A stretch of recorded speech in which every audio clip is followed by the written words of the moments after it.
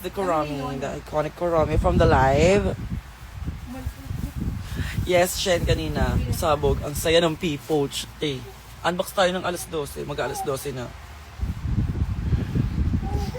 Papahinga na dahil, Tegi. Actually, pagod na rin ako pero kinakailangan ko nang buksan yung mga gifts ko. Kasi sobrang pasama yung mga gifts ko. Tsaka yung iba pagkain pala. So, bakla nilanggam na tsaka natunaw na yung iba.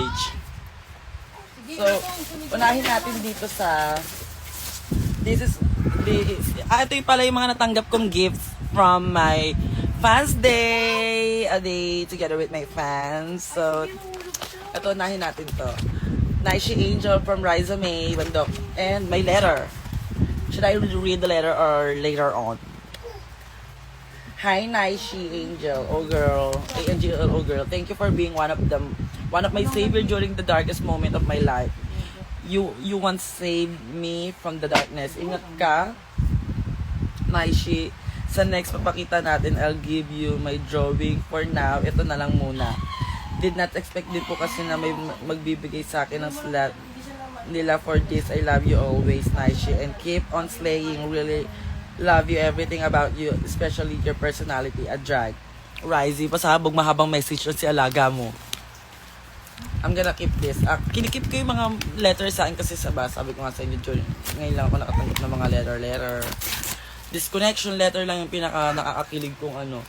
Ay, binabahan niya si Tyler doon. Kunin mo yan. Bunso sa pamilya, tignan mo. Pakihawak, Alea, yan ang ano mo. So, buksan na alaga niya. Wait lang. Bubuksan na ng atasi. Unahin nating itiking. Oh my God! It's color purple din siya. Look! Tyler, look. Yay! Gawan siya ni Tyler, oh. Bigay mo na sa kanya yung inukuha niyo.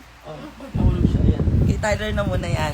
Yay! Yay! Thank you, mga tao. Say thank you. Hindi pa siya marunong mag-say Nahulog thank na you. hulog. And we have a Santa hat. Santa hat. Yes, mga ngaroling tayo. Diyan po ang ating GCash na kapin.